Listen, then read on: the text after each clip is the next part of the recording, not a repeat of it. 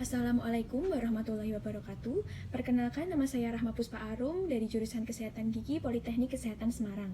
Bagaimana kabar ibu-ibu sekalian? Sehat gih? Alhamdulillah. Sebelumnya, saya mengucapkan terima kasih yang sebesar-besarnya kepada ibu-ibu sekalian yang telah menyempatkan waktunya dalam menghadiri acara pelatihan kader kesehatan gigi selama 2 hari ke depan, yang mana saya dan rekan-rekan saya akan menyampaikan mengenai kesehatan gigi dan mulut, khususnya untuk ibu hamil dan juga balita. Pada pagi hari ini, saya akan menyampaikan mengenai pemeriksaan gigi dan mulut secara sederhana dan juga rujukan kesehatan gigi ke Puskesmas Padangsari. Untuk pemeriksaan gigi dan mulut secara sederhana, kita memerlukan 2 alat, yaitu kaca mulut dan juga senter kecil.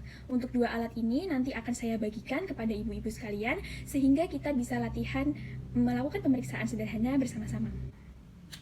Nah, untuk gigi-gigi yang kita bisa lihat secara langsung tanpa kaca mulut, hanya gigi bagian depan ini, Bu.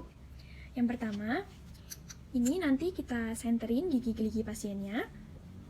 Nah, sambil memegang senter, kita memeriksa gigi pasien yang atas depan ini, kita paskan sampai kita bisa melihat permukaan gigi pasien seperti ini.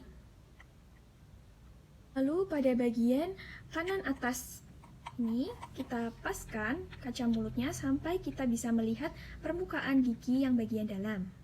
Sama untuk bagian pengunyahan, kita bisa melihat dengan kaca mulut seperti ini.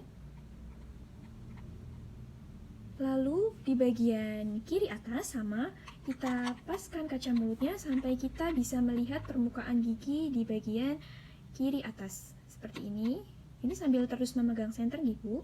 Untuk gigi rahang bawah sama, kita masukkan kaca mulut, kita paskan ke dalam sampai kita bisa melihat permukaan giginya. Nah, untuk gigi geligi yang berada di samping dekat pipi kanan dan kiri, kita bisa melihatnya dengan menarik sedikit pipi di bagian kanan seperti ini. Ditarik sedikit agar kita bisa melihat permukaan gigi di bagian samping kanan. Untuk samping kiri sama, kita tarik sedikit pipinya untuk melihat permukaan di samping kiri. Selanjutnya, saya akan menjelaskan mengenai ciri-ciri penyakit gigi dan mulut. Untuk yang pertama yaitu gigi berlubang, white spot atau titik-titik berwarna putih di permukaan gigi. White spot ini tanda akan terjadinya gigi berlubang karena pada keadaan white spot ini lapisan enamel yang terluar pada permukaan gigi sudah terkikis. Brown spot atau spot berwarna coklat seperti ini ya Bu ya. Nah, ini itu sudah terjadi gigi berlubang walaupun masih sampai mencapai enamel, jadi masih di permukaan luarnya. Karies gigi seperti pada gambar. Nah, untuk karies gigi atau gigi berlubang ini biasanya terjadi pada balita. Untuk pada balita di sini terlihat ada gigi berlubang di depan Ibu berwarna hitam. Karies gigi seperti pada gambar biasanya terjadi pada balita. Biasanya memiliki kebiasaan minum susu melalui dot. Gigi berlubang pada bagian gigi geraham. Di sini kanan dan kiri.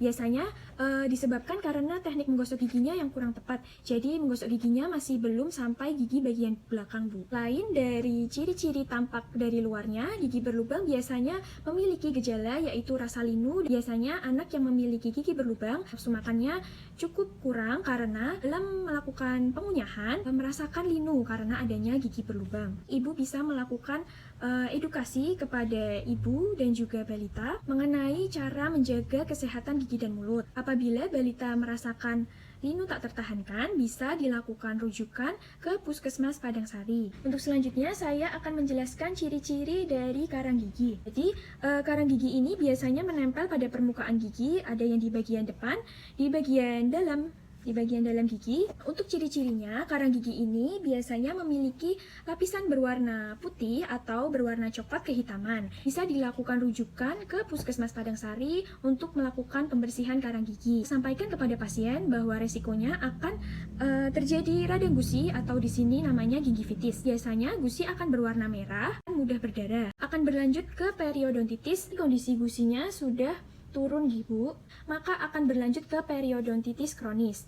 Nah, untuk periodontitis kronis ini sudah terlihat dari akar giginya Bu, rasanya lebih linu dan juga lebih parahnya bisa menyebabkan gigi tanggal atau copot karena gusi tidak memiliki perlekatan yang kuat lagi dengan gigi. Apakah ada yang ingin ditanyakan, Bu? Kasih atas pertanyaannya, Bu. Tadi pertanyaannya, apabila anak balita memiliki gigi berlubang, bisa dilakukan pencabutan. Balita ini kan memiliki gigi susu ya, Bu ya. Seperti yang sudah dijelaskan oleh rekan saya sebelumnya mengenai usia pertumbuhan gigi permanen.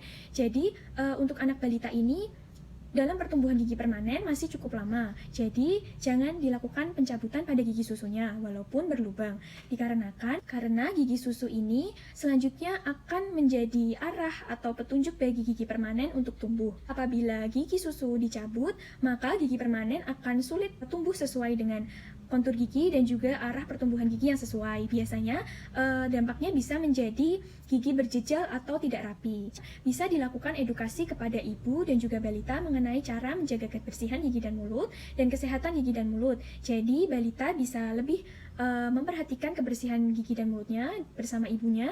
Jadi gigi berlubang yang dialami bisa terus terjaga kebersihannya sampai usia pertumbuhan gigi permanennya tumbuh. Nah, apabila balita mengalami rasa linu yang tidak bisa ditahan, maka bisa dilakukan rujukan ke Puskesmas Padangsari. Untuk selanjutnya, saya akan menjelaskan mengenai format rujukan dari Posyandu ke Puskesmas Padangsari. Format rujukannya di sini terdapat tanggal pemeriksaan. Di sini dapat diisi nama, umur, jenis kelamin dari pasien yang akan dirujuk, lalu nama kepala keluarga. Di sini ada alamat dari pasien dapat diisikan.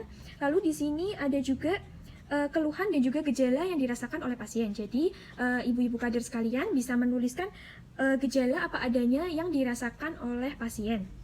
Setelah itu di bawahnya terdapat nasihat atau pengobatan atau perawatan yang telah diberikan. Jadi nanti dituliskan saja edukasi apa yang telah ibu sampaikan kepada pasien. Nama kadernya dapat dituliskan nama dari masing-masing ibu yang melakukan rujukan. Demikian yang dapat saya sampaikan. Saya harap materi yang telah saya sampaikan pada hari ini bisa dipraktikkan oleh ibu-ibu kader sekalian saat kegiatan Posyandu dilaksanakan agar kesehatan gigi dan mulut di Kelurahan Padangsari menjadi lebih optimal. Saya mohon maaf apabila terdapat tutur kata yang kurang berkenan, baik disengaja maupun yang tidak disengaja. Wassalamualaikum warahmatullahi wabarakatuh.